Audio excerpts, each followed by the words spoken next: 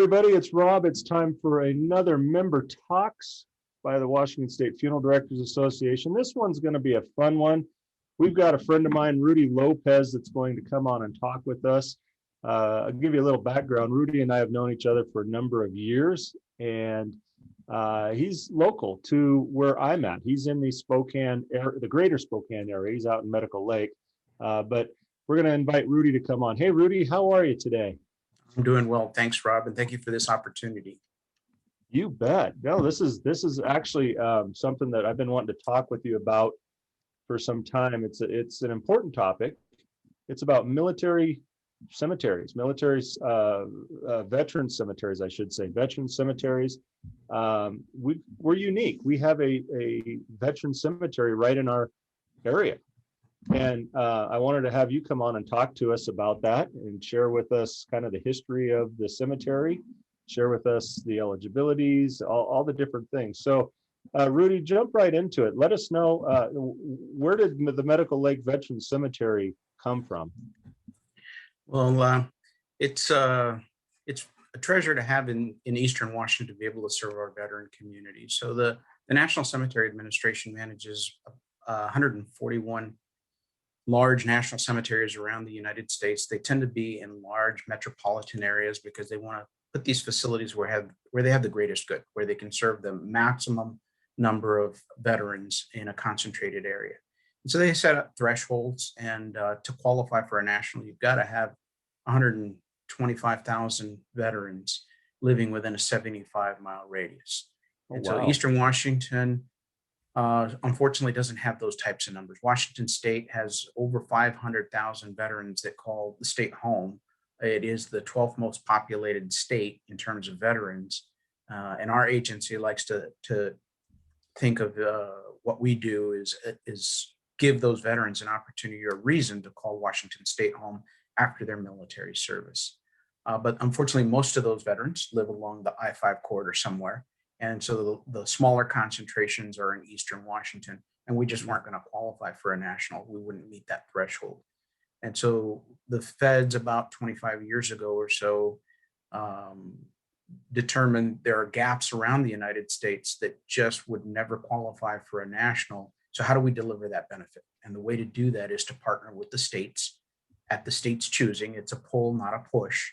The state has to formally request one, and then there's a feasibility study that happens behind the scenes to see if you would qualify based on the numbers. And they've got 3 categories: a small, a medium, or a large. Our facility is actually a large based on the population that we serve. So it's a grant process. The state has to go purchase the land. With that, we apply for a grant. When the feds pick up that project, they fully fund it to develop the property.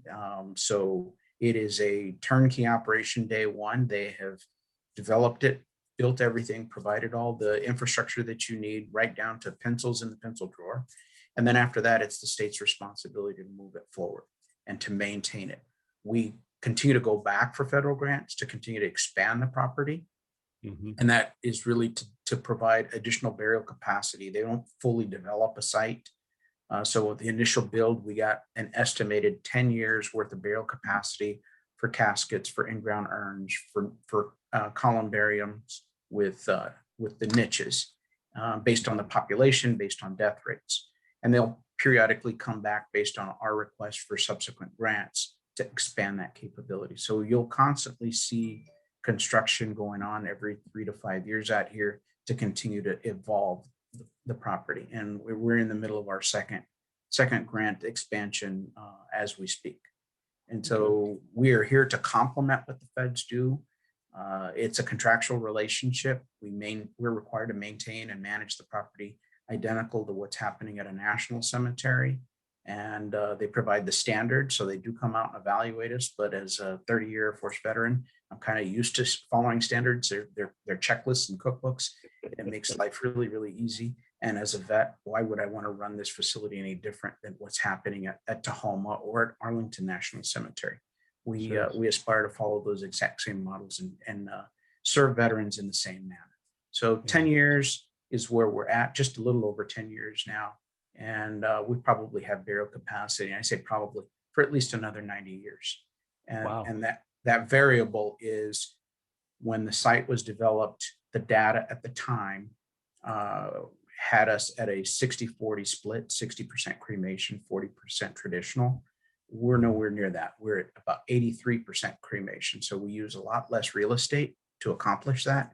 So what was proposed as a 65-year lifespan is more than likely 90. Yeah. Now, Rudy, you may have mentioned this, and if you did, I apologize. I missed it if you did, but when you talked about the numbers needed for creation of this, did that include only Washington residents? We didn't qualify, or were we able to count the like North Idaho and that sort of thing? Was that just Washington residents that were veterans? That is a great question. So the federal government's not going to dictate to the state what residency requirements we would impose, because from an operations standpoint, the federal VA is not providing dollars for upkeep, for day-to-day salaries, utilities, and all of those other costs. They don't dictate. They encourage the states not to impose a state residency because they want to provide for the greater good. Washington deliberately decided not to impose that state residency. So we are here to serve veterans in North Idaho. And in fact, we have a lot of Washingtonians that grew up here. Their roots are here in Eastern Washington, but at some point in life, they decided to settle in warmer places like Arizona. But end of life, they want their remains to come back here to be closer to family. And so if we had that state residency requirement, we wouldn't be able to serve them, and we do serve them. Well, and with being so close to the North Idaho area, even for that matter, Western Montana, that encompasses a lot more individuals that are veterans that would be eligible. So I'm glad that they expanded that, because that could have really seriously cut off a lot of people from having that eligibility. I would agree. Tell us a little bit about, well, let's talk about it. Let's kind of talk about that eligibility. What does it take to be eligible for interment, whether burial of a casket, interment of a cremation? What are the eligibility considerations to be at the cemetery? So eligibility is established by Congress. You have to have veteran status, and to be a veteran, it's active duty service. You need to meet minimum time requirements. In 1980, they established very rigid time requirements. You need 2 years consecutive service. Anything short of that would not qualify an individual for burial benefits. Prior to that, if anyone served in the military, and anyone in the audience has served in the military, you understand that whether you're commissioned or you enlist in the service, you have a contract. So there is a finite, a starting and an ending period, and you have to fulfill whatever that contractual obligation is. At a certain point in our military's history, we had drafts. So if you were drafted, typically it was a 1-year draft. As long as you fulfilled whatever that time commitment was with the government, and it was honorable or general service, then you would qualify. If it was other than honorable, dishonorable, there's a number of other characterizations of discharge that would cause us to either pause or just automatically disqualify the individual, because it's a bar to this benefit. So characterization is important. This is why when we look to evaluate whether somebody can be interred here, we have to see the DD 214. And oftentimes the member copy 1 is not sufficient, because most cases it does not include that characterization. And for us, that is the go, no go. There may be situations where someone has a less desirable discharge and we can't see the data behind that. So we've got to go back to the NCA, the National Cemetery Administration, and have the VA conduct a review to see if there was an administrative decision that would allow or bar this individual from the benefits. If they were a deserter in wartime, for example, maybe a condition that would disqualify someone from being interred here. Dishonorable discharge will not qualify, unfortunately. For guardsmen and reservists, it's a little different. We're a state facility, and the State National Guard, they work under the state of Washington. But for them to qualify for this benefit, it goes back to that contractual relationship with the federal government, we have to maintain the same eligibility standards. And so for Guard or Reserve, they have to be activated. They have to go from Title 10 to Title 32. Now you fall under the federal government for official purposes, and you're entitled to the exact same benefits. And that's unfortunate because not everybody in the Guard or Reserve is aware of that when they're serving, and they may not have had the opportunities to serve, to be activated. But unfortunately, we can't control that. That's dictated by Congress, and the feds can't even change that.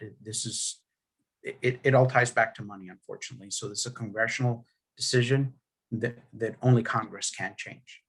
Now, for family members, if the veteran qualifies, then the spouse automatically qualifies, and that's whether the veteran is interred here or not. And that's a plus, because you may have a couple that resides elsewhere. The veteran passes and is interred in Arizona, and the spouse comes back to Spokane because this is where the family is from, passes and decides to use this facility, and he or she would be eligible to use the facility. For children, it's a little different. Children, they have to be minors under the age of 18, or it can be extended to the age of 23 for somebody who has a physical disability, provided that disability is medically documented and they're relying on their parents for support prior to the age of 21. Okay.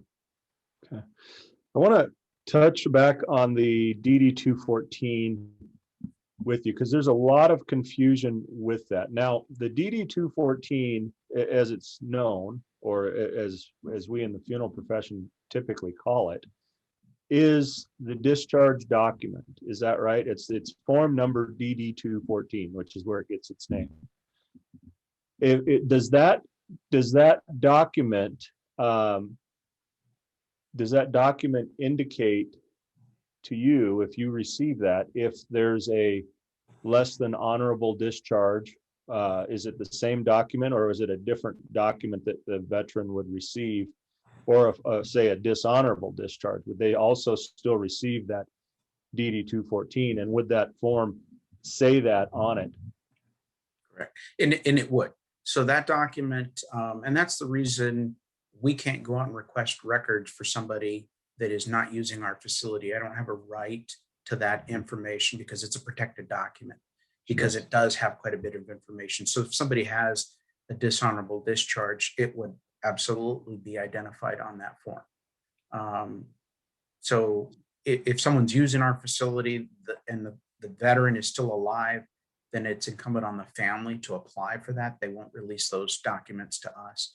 Once the veteran has passed, if they're going to use our facility and the intent is that application that we would receive, then we can go out and request those documents. And I'm glad you bring up the DD 214, because I've got a very important point to make here is if either the family or a funeral director have already requested the DD 214, it does not expedite anything for us to submit a subsequent request for that. It actually slows the process down because they've only got so many data analysts and it's casework.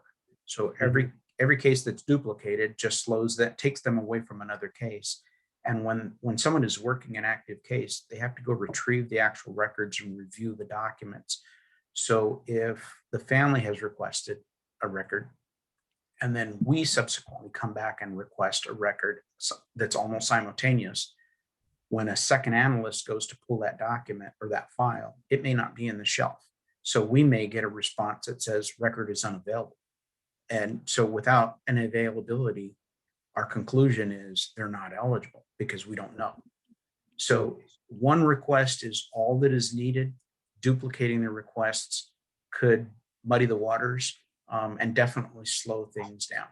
And right now there's a huge challenge. The biggest issue is the National Personnel Record Center is closed because of COVID impacts. They had so many positives and so many encounters that they were forced to shut the facility down for an indefinite period. They have a very, very limited number of people that actually go into the facility. And so they're asking the public to not submit requests for things like records so that we could recover medals, because we want to know what dad earned while he was in the service, or mom. Right. They're trying to limit these to what is essential for burial or healthcare benefits. Sure. Is it now, one other question on that DD 214, is that the same document that a retiree would receive, or is there a different form that the retiree receives? No, it's the same document. They also would receive typically a retirement certificate or a discharge certificate that would accompany it. But we have to see the DD 214 because of all the data points. It's the date of entry, the date of discharge, the characterization. We use the name and the social security number and or the service number for those that entered prior to social security numbers being in existence. These are all the data points that we have to use to validate the individual. And then we turn around and use that same document to apply for a reimbursement from the VA. So for every plot, we apply to the VA for plot allowance. It's the same plot allowance that would be paid out to the family if they were using a private cemetery. Sure. And that's how we're able to provide the service at no cost. So what I would recommend, and I'm sure you would probably follow this as well, once COVID impacts are concluded, or at least relieved a little bit, and we get more people at the document centers, if you don't have that DD 214, it's imperative that you go out and get it. A lot of people will come into the funeral home and they say, well, we can't find it. We don't know where it's at.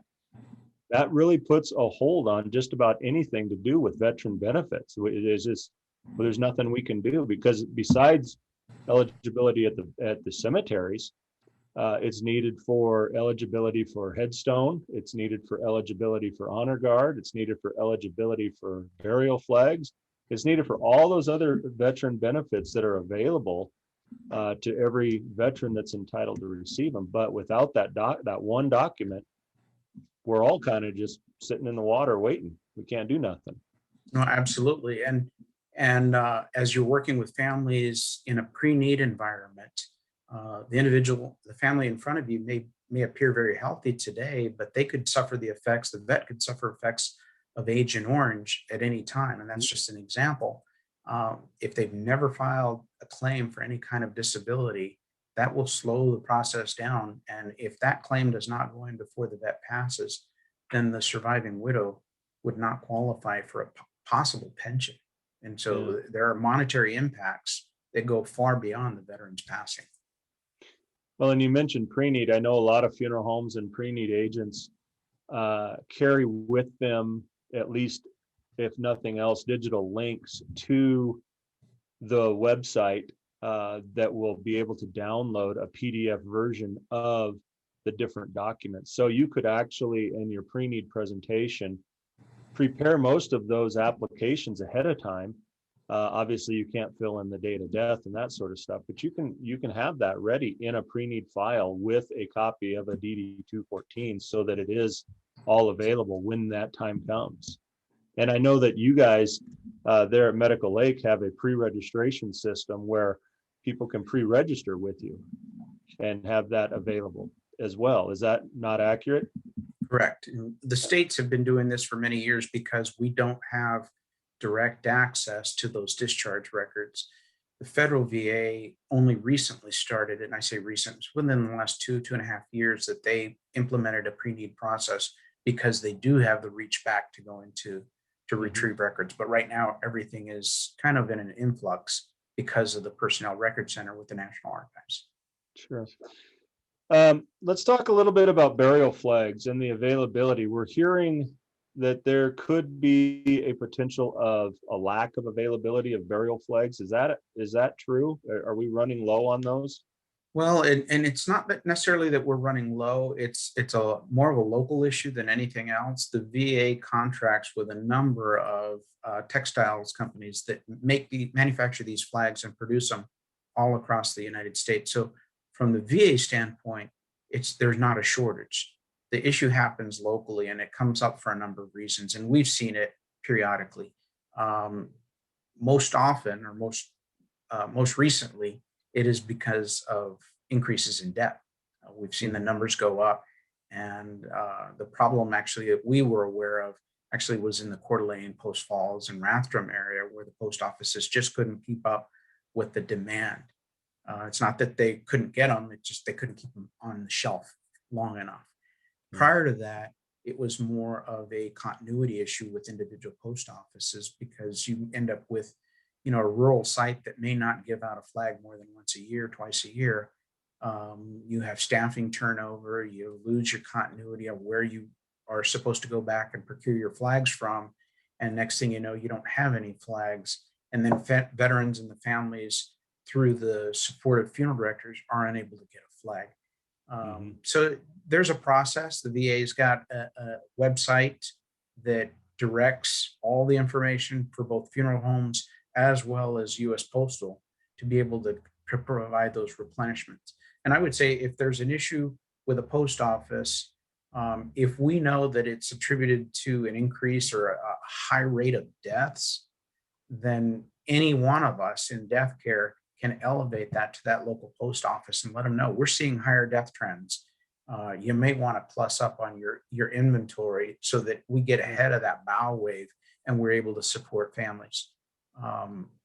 If it's a supply chain issue or continuity within the local post office, that's a little bit of a different issue. And the way we've worked some of those out is contacting Senator Murray's office or Kathy McMorris Rogers' office to have them work with the national postmaster general and get memorandums out. Because if we're seeing the problem, I guarantee you it's happening in other locales around the United States. And we're here to serve vets.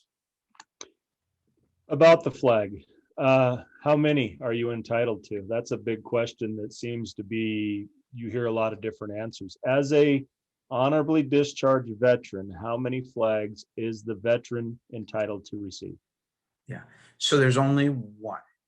You Okay. think about a flag draped coffin.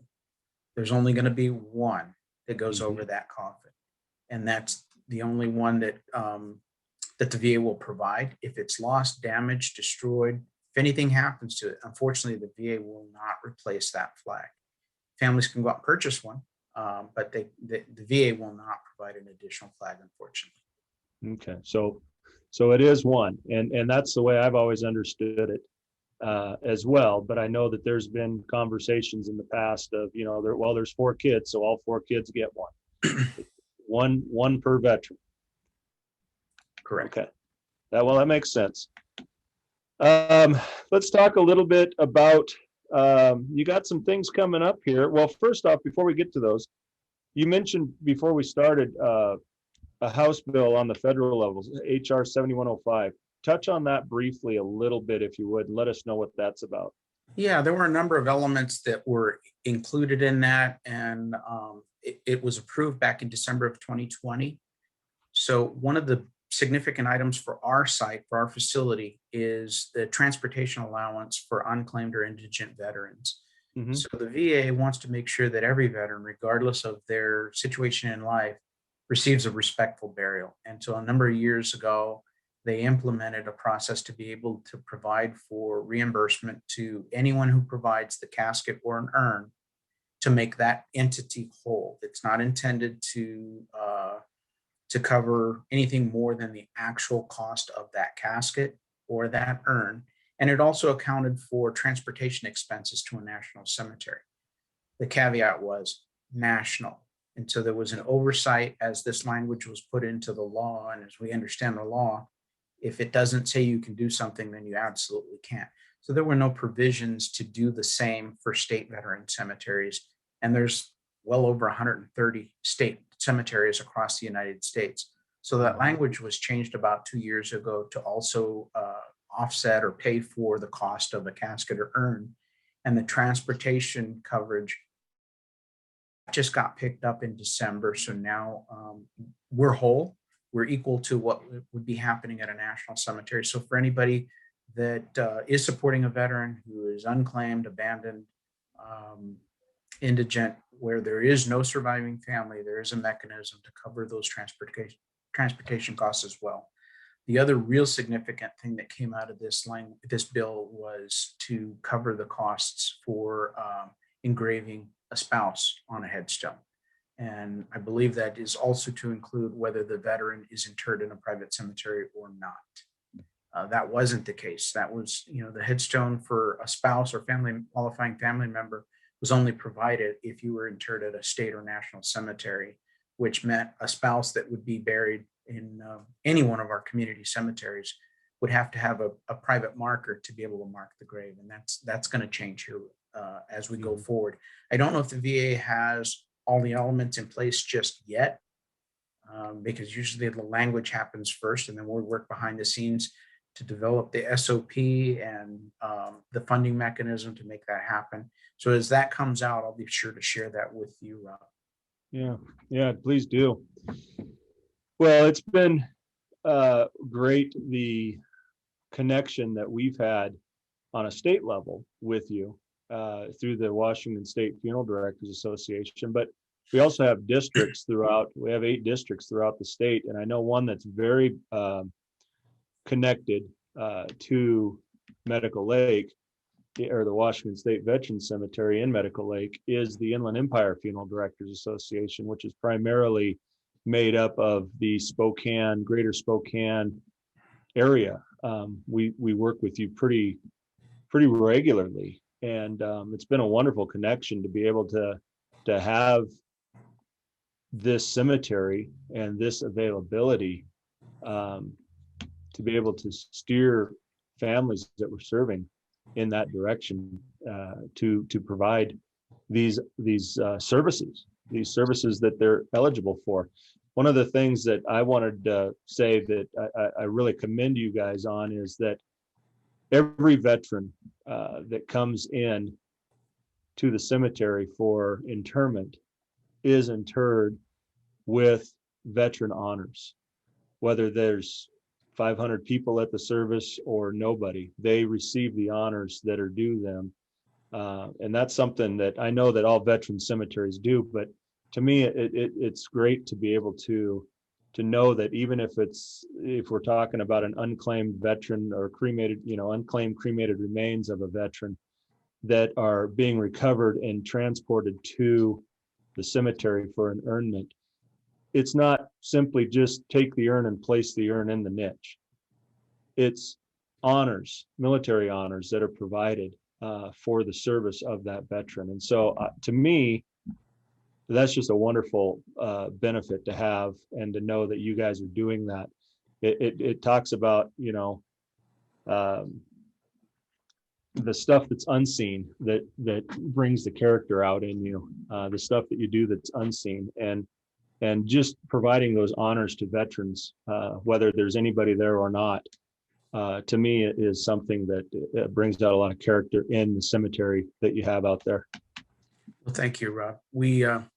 We recognize that every veteran service matters, whether it was one day or 30 plus years, and whether we're interring a private, a corporal, a general officer, an admiral. Their service mattered to our country, and we have one opportunity to honor them. That they serve under one flag that unites us as a country, and their duty is to take care of that flag because of the semblance behind it. And when they come here for an interment, that flag is lowered at half staff in their honor. It drapes their coffin, and it's presented to their loved one. So there's a unique relationship with that flag, and it's our privilege to be able to do what we do. Most of the staff are vets, and even for those that are not, they have close family members that are. So we do our best. We pride ourselves in doing our best to honor that individual's life, because it did matter. Yeah. Well, you guys are doing a lot more than just being out in Medical Lake and being a cemetery. You guys are involved with some other things throughout the community. Tell us a little bit about the naming of the state route that comes out this direction.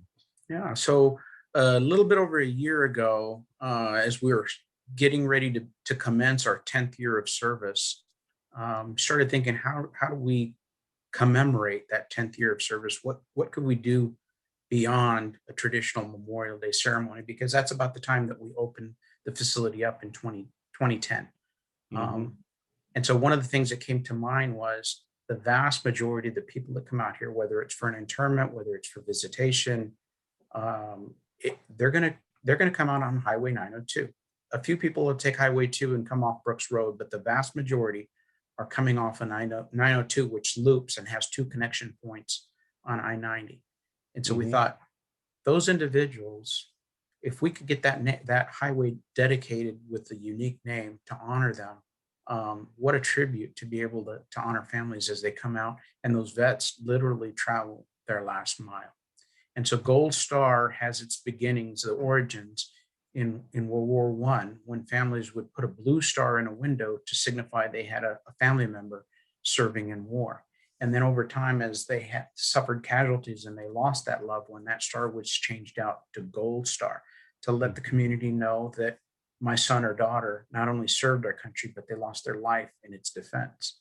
And so that's where Gold Star began. It started with Gold Star mothers. It has since migrated out to Gold Star wives and now Gold Star family members, because you've got sons and daughters and siblings that lost a loved one. Mm. So Gold Star is to honor that individual that lost their life, but it's also to recognize that there are survivors, surviving family members that are suffering that loss. And so it lets them know that we walk with them, and we're here to support them. We started this initiative hoping to get it dedicated a year ago, but COVID being what it is, we weren't able to have a Memorial Day ceremony. Yeah. We put it before the legislature, but it was a short session, so it timed out, didn't make it through. The sponsoring legislators were prepared to bring it into this year's legislature, and we sure it would have gotten through because it made it through the House unanimously. It just ran out of time in the Senate. But before that ever happened, the Highway Commission picked this up. And so we were able to provide, I believe it was about 40 letters of support from chambers of commerce, from elected officials, from veteran organizations, and it also passed unanimously. So the signs are made. They should be going up in the next 30 to 60 days.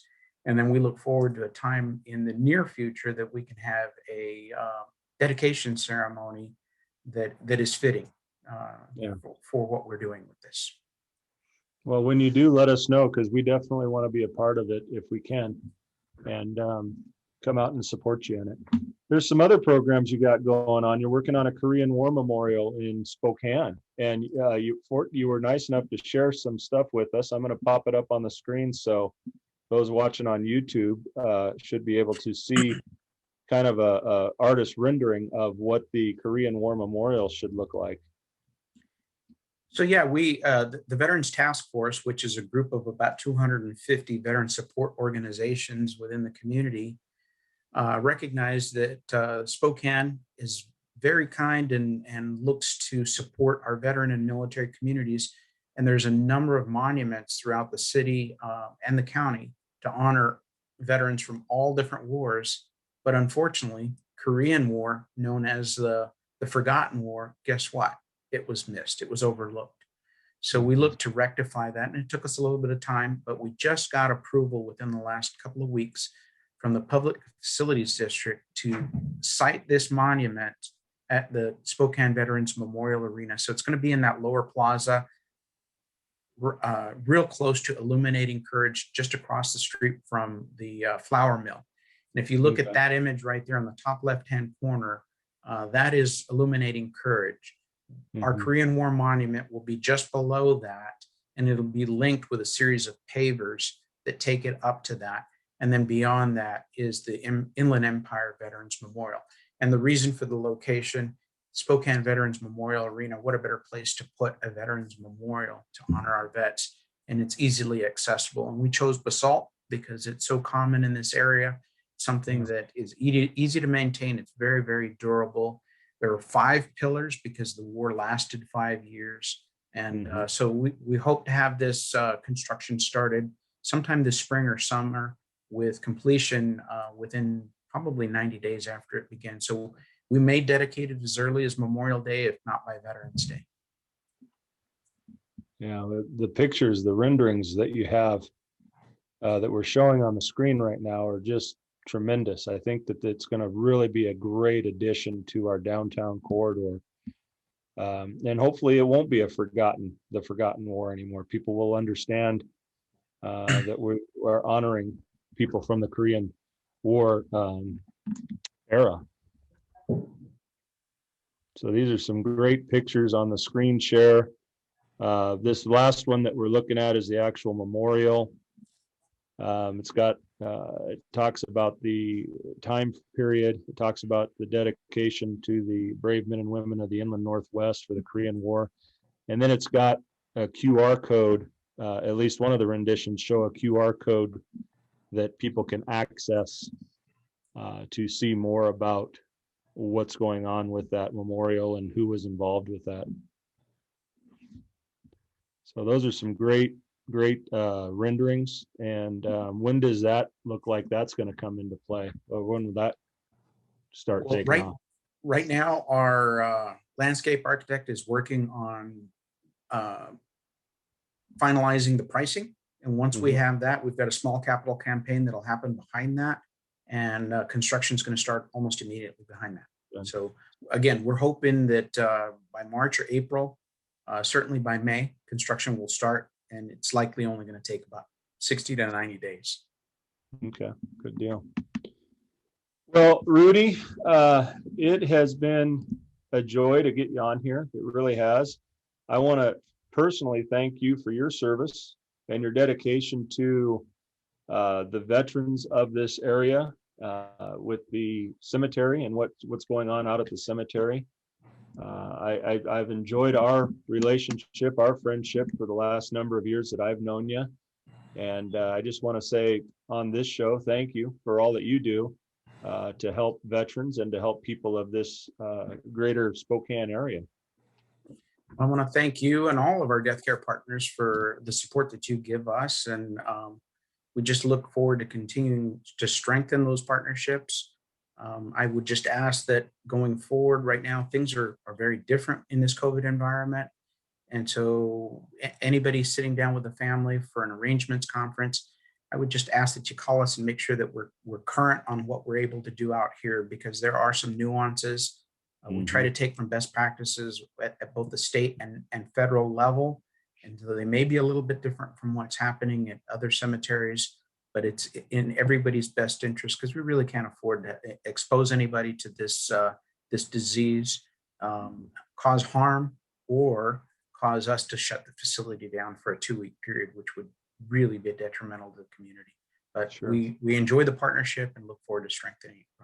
Thank you for all that you all do. Absolutely. How can we get in touch with the cemetery if we have questions to find out information? How do we get in touch? So the easiest would be to just reach out to us via email, because we can access that 24 hours a day. cemetery@dva.wa.gov.